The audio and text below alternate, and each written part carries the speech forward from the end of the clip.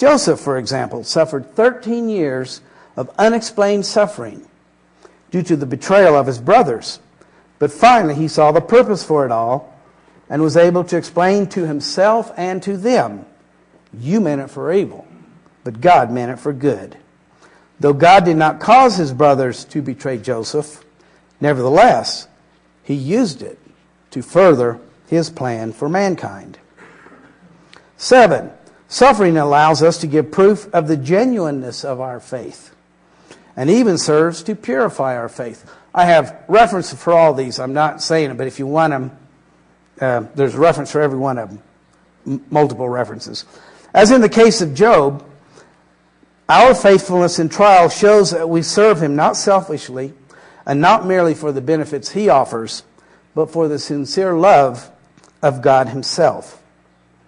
8, suffering enables Christians to demonstrate the genuineness of their love for one another as members of the body of Christ, who in compassion and with empathy bear one another's burdens.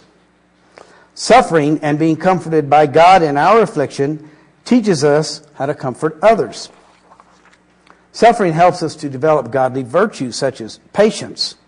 Paul recognized that his thorn in the flesh served to keep him from boasting and promoted true humility and dependence on God.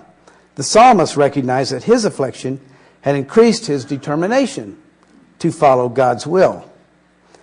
11, suffering teaches obedience. Suffering teaches many things that we probably would never learn without it. Even Jesus learned obedience from the things he suffered.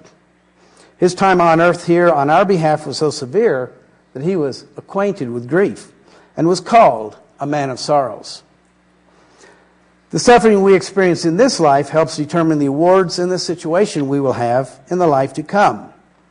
13, history shows that many people in non-Christian and anti-Christian areas became Christians after witnessing the suffering unto death of persecuted Christians. Many of those who became Christians were the very people who persecuted those Christians. This phenomenon has resulted in the expression, "The blood of the martyrs is the seed of the church." This expression conveys the fact that the patient and trusting suffering of Christians allows non-Christians to see Christ in us as living letters of God's love to man, and to realize that Christ must be real and with these Christians for them to be able to triumphantly endure so much for him. And those who watched these Christians come to want the peace and strength that these Christians have. And in asking for it, they receive it too. And many of these new Christians go on to become triumphant martyrs themselves. 14, God, because he is God, is able to turn evil against itself, to turn the wrath of man so that it praises him. Suffering enables us to see that even in severe trials, and even though we cannot imagine how it could possibly work out, and even though we die without learning how it will work out, God is working all things together for the good of those who love him. This is not at all to imply that evil is somehow good, but it does mean that we are to recognize that even in what is evil, God is at work to bring about his good purposes. 15, suffering allows an opportunity for God to display his glory, his awesome, unimaginable, wondrous grace, peace, mercy, faithfulness, power, and love in the midst of painful circumstances.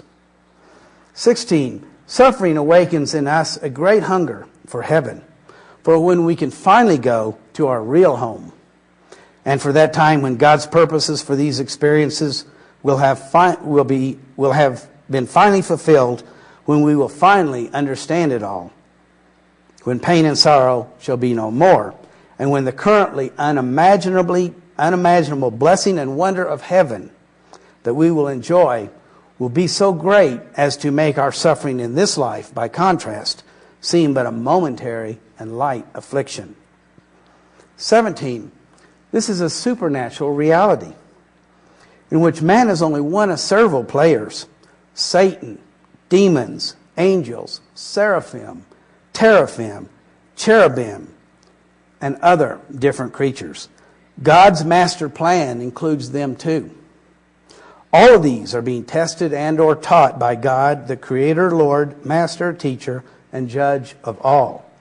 All of these supernatural beings are watching in on man, and they are studying our sufferings and the successes and failures we experience in them.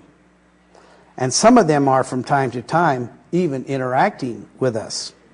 And in the process, these creatures are learning things that are important to them and to their existence. And 18, other. There's always one or more other reason that we have missed information on. It's there, but we just missed it. You know how a lot of times you read something and finally you say, oh, I never saw that. So there's stuff in there we've missed, or maybe there's information we don't possess yet, but that's not allowed us to conceive of reason 19, 20, 21, and on. But I think those are good explanation for why God is